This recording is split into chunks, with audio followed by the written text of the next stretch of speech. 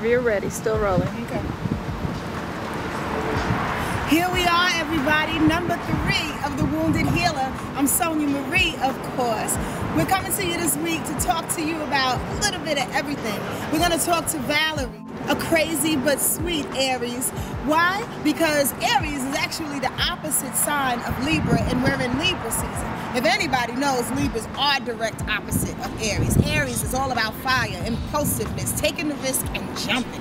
Libras are like, oh, let me think about it. I'm indecisive. I have no idea what to do. So they are opposite in so many different ways. We're also going to talk about the eclipse and a couple other things that is happening in our heavens. So you ready? You ready? You ready? You ready? Let's do it.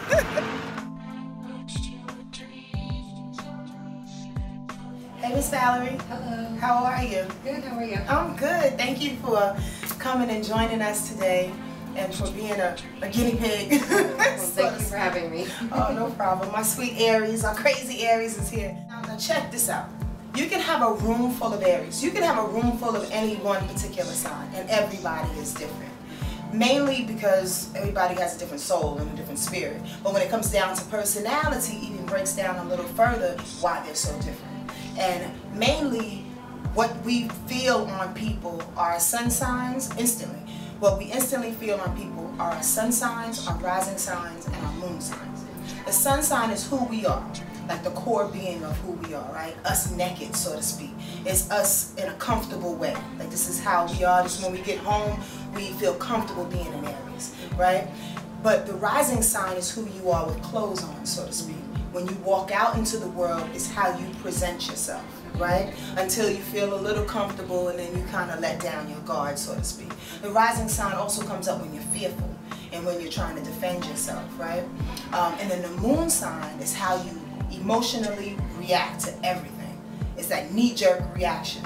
So on any given day, all day long, people are seeing those 3 aspects of your personality. I call the 3 big obvious, all right? So as an Aries, your sun sign is extremely fast.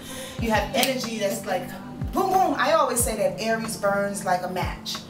It burns real hard and fast and then it dies. Burns real hard and fast and then it dies. Almost like you need naps throughout the day in order to kind of catch up and reboot yourself, so to speak, right? Aries are impulsive people, though. They, we call Aries, astrologers do, some do, the babies of the zodiac because they're the first sign. They're the infants. They're the ones that take the most risks. If we didn't have Aries, nothing would get started. That's for sure. You're the one that jumps off the cliff and is like, I think it's cool! And you're flying all the way down and everybody's looking at you like you're crazy, but you make it and then everybody follows you. You know? Aries are independent, extremely independent. Aries sometimes can be, I'm going to say this lightly because I don't want to offend you. You won't offend me. Good, because I'm a New Yorker and I just go there, right? Tell me. They lie a lot. Now listen, I'm not calling you a liar. What I'm saying is that Aries, they have a way of believing what they say. Okay. You dig? And they will fight because of their fire and their vibrato, their energy behind who they are. They'll fight anybody to the finish to prove their point. Even though along the way they've been outed. Okay. And they realize they don't understand what they're talking about. And they still go for it. No, that's what I meant, that's what I meant. Like, give it up, man. That kind of lie. Not like intentionally. Okay. Although there are some that's on the other side of that do want to lie intentionally. Right. I'm not calling you that. But Aries are babies in a sense that they go with their conviction. And that's what I mean. They don't have a way of filtering who they are and what they do, so they go with what it is that they believe, even if it is a lie, even if it turns out to be proven wrong, so to speak. They'll go down with it. You dig? They are, in my opinion, they're the only signs that has the smallest amount of judgment in people. And I believe it is because Aries are so concerned with themselves. I don't have time to worry about everybody else. I don't have time to worry about everybody else. Like, I give a hell what you doing. I don't care if you're a transvestite with one leg and your hair is purple and you live on the Caucasus Mountains. I really don't care right now. But in that stance, you accept them. Because you're like, if I'm going to be me, I'm gonna let you be you. Let's just have a good time. As long as you don't hurt me, and as long as you don't get on my nerves real quick, because Aries got that temper. It just kind of flares up when it needs to flare up, right? One of my best friends, Susan Lee, is an Aries, and she has pushed me throughout my life to be a fighter because I'm not a fighter. So she used to give me that pump, not to be mean, but to stand up for myself. Right. And that's what y'all believe in. Yeah. Stand up for yourself all day and night, regardless if you have to go down in flames. I admire that. But how you present yourself is like a Cancer. You have a Cancer rising. So you're naked as an Aries, but when you go out into the world, you put on this Cancer front, which is very, very, and also your rising is your body type, how you look straight away. So Cancer rising people are usually soft and supple. Supple, is that the word? Okay. Soft and supple. Love food. Yeah. And it has nothing to do with how you look, you know. But just loves the idea of food and nurturing and warm nights and cozy blankets, and it's all like, so that's again how you present yourself. It also makes you very sensitive too, you know.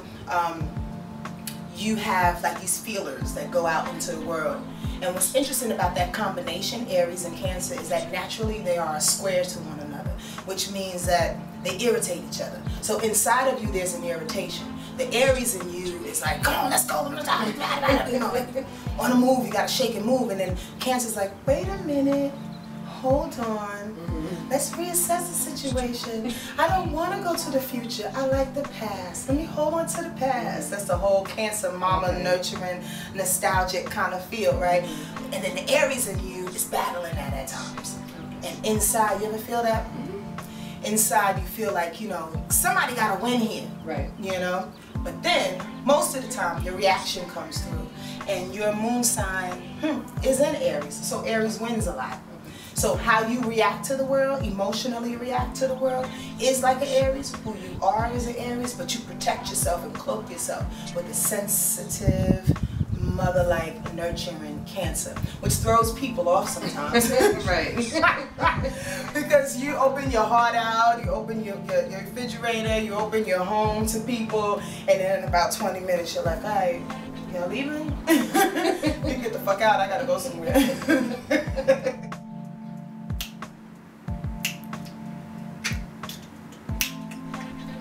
Doing a Jake, doing a Jake, doing a Jake. Because the eclipses, they are here. The eclipses are here. Don't you know how exciting that is? For real, let me break it down. October 8th, everybody, and October 23rd, we have 2 eclipses. They've been flanking us for the past couple of years, to be honest with you, shaking stuff up. But in particular, this month, October 8th, there's a lunar eclipse in Aries, 15 degrees Aries. And on October 23rd, there's a solar eclipse in 0 degrees Scorpio. What the heck does that look like? Well, in particular, you gotta get your chart done, or at least know your chart to know. However, let me use my girl Valerie for an example, right? She has a Cancer rising, so that makes her lunar eclipse fall into her 10th house at 15 degrees Aries. Stay with me now. The 10th house deals with career, how we present ourselves in the world, right? The full moon lunar eclipse is the ending.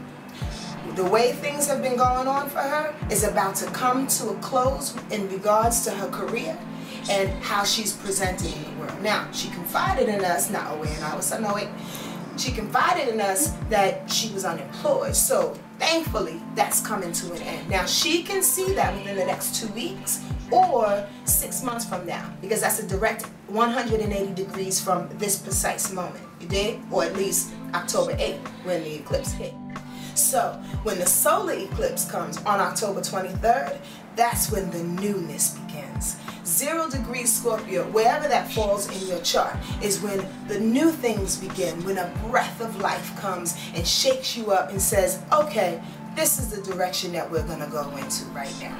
Don't cry about it, don't have a tantrum, absorb it, be welcome to it, and know that life always has beginnings and endings. And this is the time in which we are shaken, thrown off our seat, forced into situations that we may not be too comfortable about. However, it's the best for us in the overall picture. You dig? So stay rooted.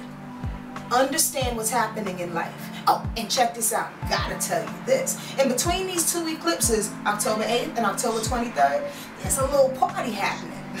On October 10th, there's a threesome with Jupiter, Mars, and Uranus. What that means to me, and they're all in fire signs, by the way, and what that means to me is that Jupiter, the abundant planet, Mars, motivation, Uranus, sudden, unexpected change, is all coming together, you know, drinking it up, having a good old time or whatever, partying back, listening to Biggie, and saying to themselves, hey, we gotta make this a nugget of a day.